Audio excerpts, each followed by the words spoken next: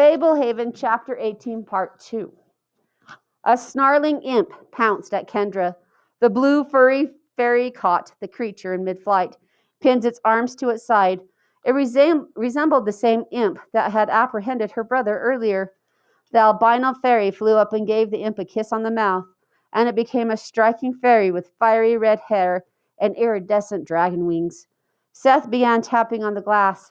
He was pointing excitedly at the fairy. Kendra realized it was the fairy he had unwittingly transformed. The red head fairy approached the jar, shaking a scolding finger at Seth. "I'm sorry," Seth mouthed from inside the container. He clasped his hands and made pleading motions. The fairy regarded him through narrowed eyes. Then she snapped her fingers and the jar shattered. She leaned forward and kissed Seth on the forehead. His wrinkles smoothed and his hair filled in until he promptly looked like himself again. Kendra pulled the bottle of milk from her pocket and handed it to Seth. "Save some for Grandma and Grandpa." "But I can see." An ear-splitting roar shook the room. A creature who could have only been Bahamut emerged above from the alcove. The loathsome demon stood 3 times as tall as a man and had the head of a dragon crowned by 3 thorns. The demon walked upright, possessing 3 arms, 3 legs, and 3 tails. Oily black scales bristled with barbed spikes, covering its grotesque body. Malevolent eyes gleamed with wicked intelligence. To one side of Bahamut floated the spectral woman Kendra had seen outside her window on Midsummer Eve, her ebony wrappings flowing unnaturally, as if she were underwater. The unearthly apparition made Kendra think of a negative photograph. At the other side of Bahamut stood Muriel, now clad in a gown as black as midnight. She leered at the fairies and glanced confidently at the towering demon. No imps remained in the room. A crowd of shining fairies faced these final opponents. Bahamut crouched. Inky darkness gathered around him. The demon sprang forward with a roar like 1,000 cannons firing together. A black wall of shadow flowed from Bahamut like a wave of tar. Total darkness engulfed the room. Kendra felt like she had been struck blind, even with her hands over her ears. The prolonged bellowing of the demon was practically deafening. There seemed to be no substance to the shadow Bahamut had emitted. It was just darkness. Where were the fairies? Where was their light? The ground rumbled, and a sound like an avalanche overpowered the demon's roar. Suddenly, daylight flooded in the room. Looking up, Kendra beheld a blue sky. The slanted rays of the rising sun fell into the basement. The entire church had been hurled aside. Descending from above, charging from all directions, fairies swarmed Bahamut. The demon slashed a fairy with one of its tails, raked another with an impossible quick swipe of its claws. Jaws snapping, the creature swallowed a yellow fairy whole. Many fairies were falling. While the majority attacked, other fairies laid hands on the injured, curing most of them rapidly. Muriel stood in a theatrical pose, chanting spidery words. A pair of fairies near her turned a glass and shattered. She extended a contorted hand, and another fairy turned to ash and disintegrated in a gray cloud. Long streamers of ebony fabric flowed from the spectral woman, entangling nearby fairies. The ensnared fairies began to lose their luster and wither. The silver fairy appeared, slicing through the fabric with her axe of fire. Other fairies joined her, using gleaming swords to sever the black material. The fairies swirling around Bahamut now held ropes. They looked like ropes that had crisscrossed the front of the alcove, except now they appeared to be woven out of gold. Bahamut kept roaring and swinging and biting, but the ropes were beginning to tangle him up. Knots were forming in them. The draconic creature was slowing down.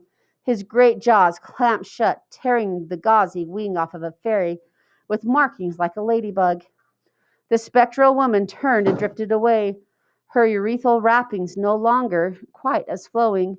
The fairies ignored her departure. A pair of fairies had taken hold of Muriel, and they flung her at Bahamut.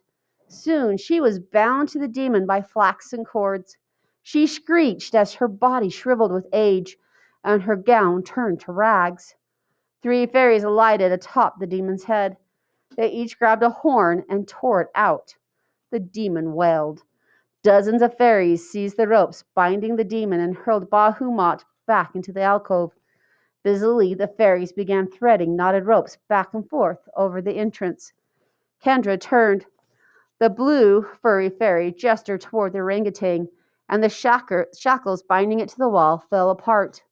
Another gesture, and the burst of light changed the orangutan into Grandpa Sorensen. The albino fairy pulled the convulsing catfish from the aquarium and changed her back to Lena. "Where's my grandma?" Kendra cried. The red fairy, who had freed Seth, approached the aquarium. She lifted out a small putrid slug that had been clinging to the side above the water and changed it back into Grandma.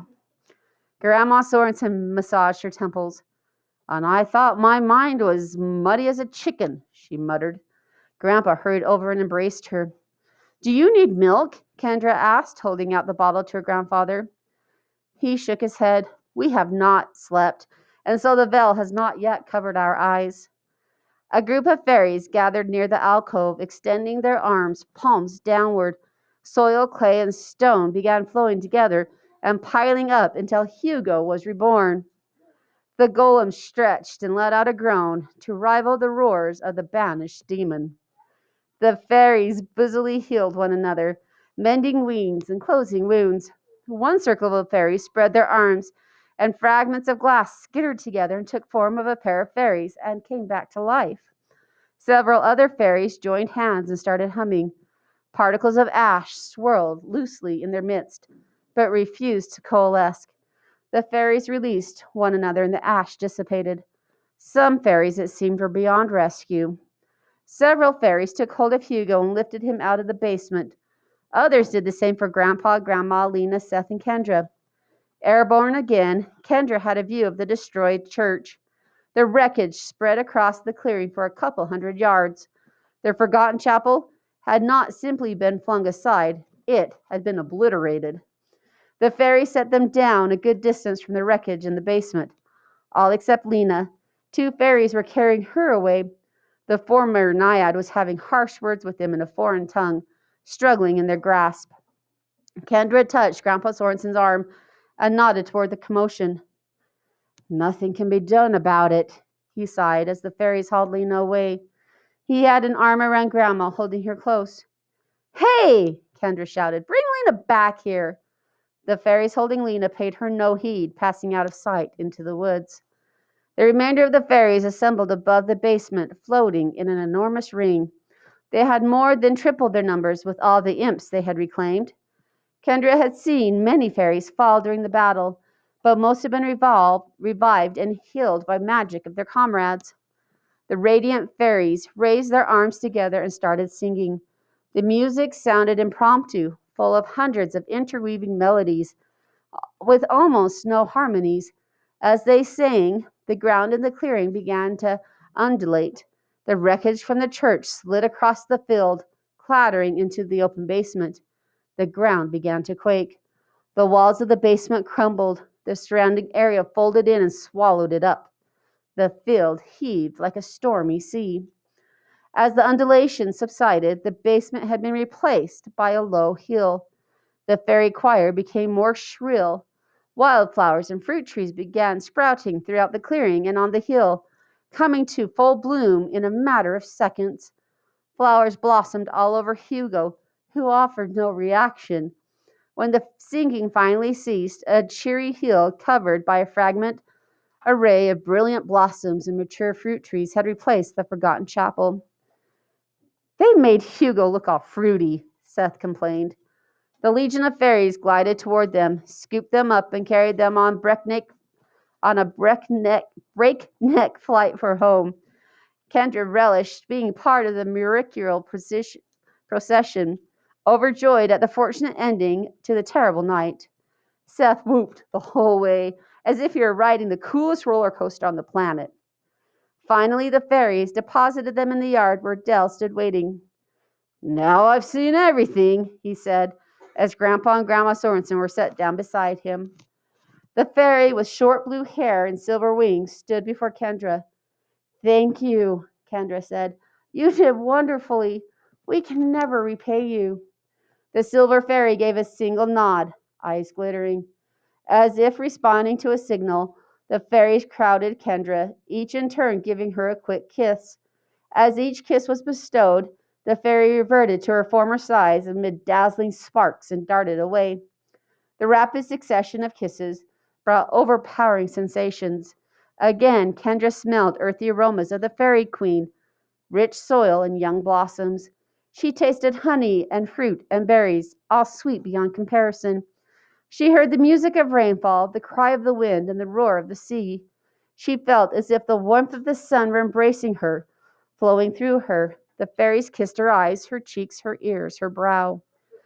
When the last of the more of the 300 fairies kissed her, Kendra stumbled backwards and sat down on the grass. She felt no pain. In fact, she was mildly surprised that she did not float away. She felt so light and drowsy. Grandpa and Dell helped Kendra to her feet. I would wager that this young lady has quite a story to tell, Grandpa said. And I would also wager that now is not the time. Hugo, attend to your labors. Dell was helping Kendra to the house. She felt euphoric and distant.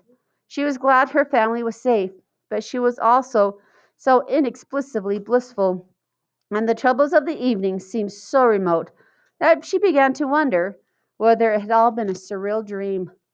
Grandpa was holding hands with Grandma. I'm sorry it took so long to get you back, he said softly. I can guess at the reasons, she said. We need to talk about you eating my eggs. They weren't your eggs, Grandpa protested. They were eggs of the hen when your mind was inhabiting. I'm so glad you can be so detached. There may still be a couple in the fridge. Kendra stumbled on her way up the porch steps. Grandpa and Dell helped her onto the porch and into the house. The furniture was back. Nearly all of it had been restored with some alterations. A couch had been reconstructed as a chair. Some lampshades were made of different material. Jewels had been added to a picture frame. Could brownies have worked so fast? Her eyes were drooping. Grandpa was holding Grandma's hand and whispered something in her ear. Seth was chattering, but the words made no sense. Dell held her shoulders, guiding her. They were almost to the stairs, but she could not keep her eyes open. She felt herself falling and hands catching her, and then consciousness fled.